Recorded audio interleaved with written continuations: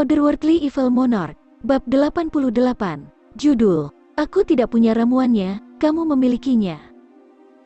Tujuan aku tinggal selangkah lagi sekarang. Junwuyi merasakan jantungnya berdetak lebih cepat karena kegembiraan dan keinginan besar untuk mengetahui hasil pengobatan. Tanpa basa-basi, Junmo Xie segera pergi mengunjungi teman tercintanya, Tang Yuan. Dia takut gendut bodoh itu mungkin telah menyia-nyiakan ramuan atau merusaknya. Jika dia secara pribadi harus menemukan ramuan itu lagi, itu akan menghabiskan waktu dan uang keluarga Jun, belum lagi penderitaan mental dan upaya luar biasa yang diperlukan untuk pencarian. Adapun hal-hal seperti ini, semakin lama tertunda, semakin rentan situasinya berubah menjadi kemalangan. Ditempatkan di atas sedan, berbaring dan berbaring, tuan muda ketiga Junmo Xie perlahan-lahan tiba di kediaman Tang. Dia datang ke pintu hanya untuk disambut oleh pemandangan manusia berbentuk bakso bulat besar berjalan keluar dari dalam kediaman dengan mengenakan gaun berwarna kulit.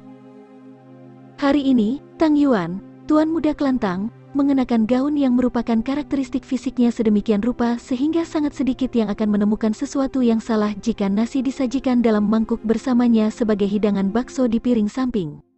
Saudaraku, kenapa kamu datang ke sini hari ini? Apakah tubuh kamu sudah pulih sepenuhnya dari luka-lukanya? Kamu mungkin datang karena kamu tertahan dan bosan dan ingin bermain dengan saudara kamu kan?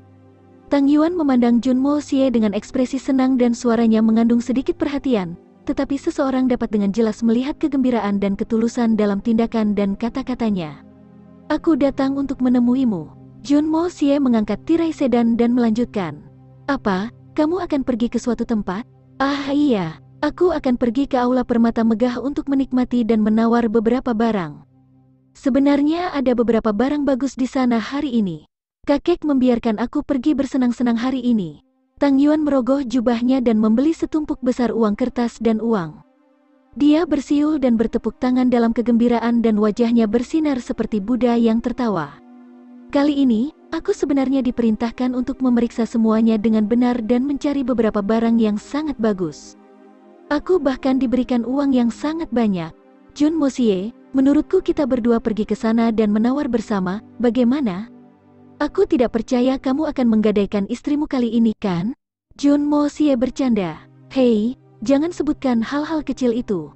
Wajah putih dan bulat sempurna Tang Yuan memiliki beberapa garis hitam dan kerutan di sekujur tubuhnya saat dia terus berbicara.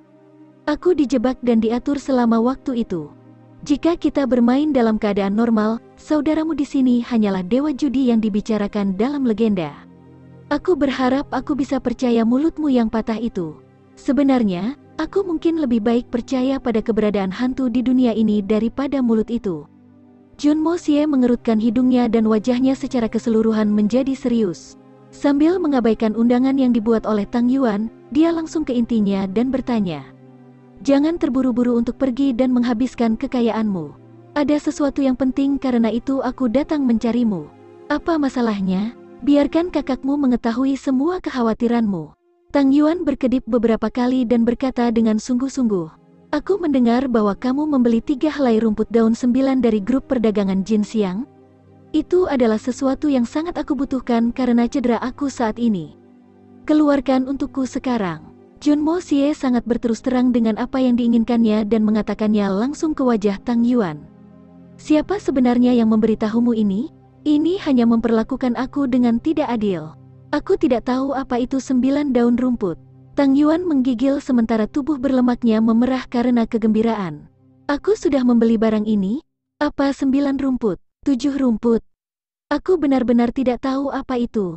Wajah Junmo Xie merosot dan dia membalas. Tang Yuan, kamu memberitahuku bahwa kamu tidak tahu?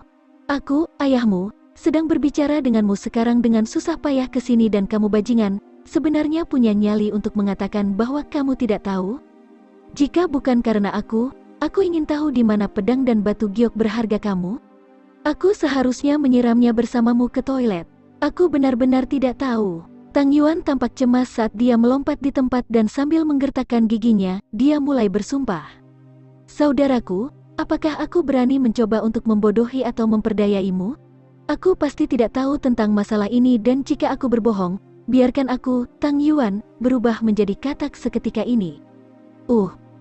Grup perdagangan Jin Siang? Tepat saat Gendut Tang menyelesaikan sumpahnya, dia tiba-tiba berteriak, "Sialan, Mo Xie, apakah kamu baru saja mengatakan grup perdagangan jin siang? Kamu tidak tuli kan? Yah, setidaknya itu sudah ditetapkan sekarang." Jun Mo Xie bersenandung dengan ketidaksenangan dan menatap Gendut, bertanya-tanya apakah dia mempermainkannya. Meskipun, di permukaan, dia sepertinya tidak memerankan adegan. Itu dihubungi oleh salah satu cabang kita. Tang Yuan, pipinya membengkak dan matanya melingkar sempurna, terus berbicara. "Aku mengumpulkan semua tumbuhan berharga yang dapat aku temukan dan dengan bantuan kakek, aku bahkan memperoleh banyak dari mereka dari tempat yang jauh dari sini. Aku benar-benar membeli semua ini untuk kamu. Aku menjarah setiap toko kimia untuk mengumpulkannya dalam sebuah kotak dan mengirimkannya ke tanah keluargamu." Berbicara terus-menerus tanpa jeda, Tang Yuan melanjutkan.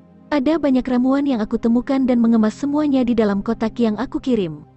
Aku tidak tahu apa sebenarnya isi dari kotak-kotak itu. Bagaimanapun, jika kamu memberitahu aku bahwa aku benar-benar membeli semua ramuan 9 sesuatu itu, pasti akan ada di rumah kamu di dalam kotak." Jun Mo Xie terbatuk ringan saat berbicara. "Itu, bukankah kamu baru saja mengirim ratusan jin Hois atau sesuatu?" TL, ratusan jin Hois adalah Viagra. Kalian 16 tahun, begitu cepat? Saudaraku, itu bukan salahmu. Otakmu mungkin sangat bingung kan? Tang Yuan memutar matanya sambil terus berbicara. "Aku mengirimkan banyak hal kepadamu. Sebenarnya, benda-benda itu dibagi menjadi 2 lapisan dan di lapisan pertama, di antara ratusan tumbuhan banyak yang memiliki kualitas luar biasa, tetapi tidak terlalu langka. Di bawah merekalah aku menyembunyikan semua ramuan yang berharga dan langka sehingga aku harus menghabiskan banyak uang untuk mendapatkannya. Sebelum aku bisa menjelaskan semuanya kepadamu, aku sebenarnya dimarahi oleh kakek kamu. Aku bahkan khawatir ramuan rusak tanpa dirawat dengan benar. Saudaraku, itu adalah sesuatu yang harus aku perkuat hatiku untuk berpisah." Kemudian, Gendut Tang menyimpulkan, "Jadi, aku tidak punya ramuannya. Kamu mungkin memilikinya." Jun Mo Xie terhuyung-huyung karena terkejut setelah mengetahui hal ini dan hampir jatuh dari keretanya. Dia merenung sejenak sebelum mengeluarkan 3 kata dari mulutnya. "Aku memilikinya." Tiba-tiba dia tidak tertarik lagi untuk berinteraksi dengan Tang Yuan dan ingin pulang secepat mungkin. Jika kotak itu benar-benar membentuk ramuan dan ramuannya rusak, itu akan menjadi hasil yang paling mengerikan. Sial, gendut ini menyebabkan banyak masalah.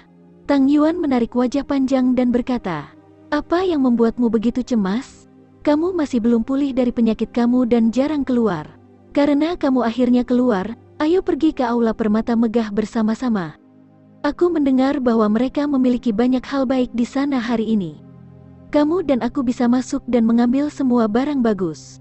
Gendut kemudian mengeluarkan selembar kertas sambil menjilati jari-jarinya untuk memelintir kertas tersebut.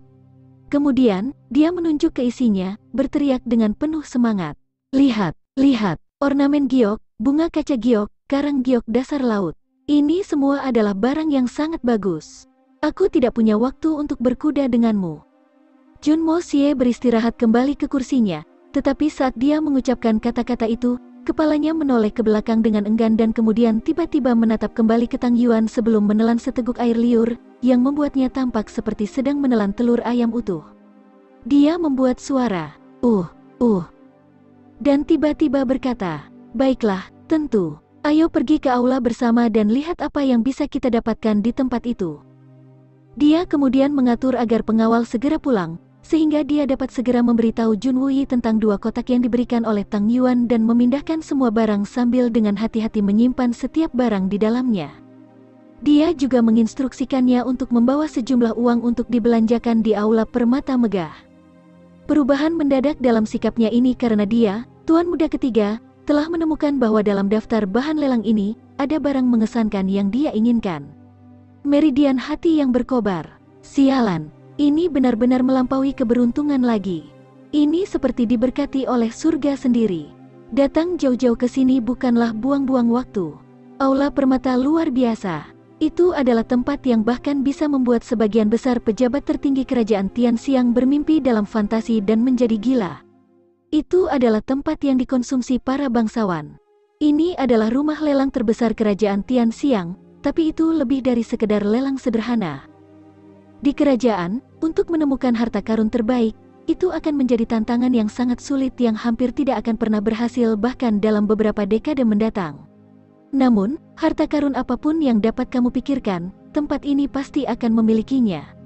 Selama kamu punya cukup uang, bahkan dewa dan iblis pun bisa menjadi budakmu.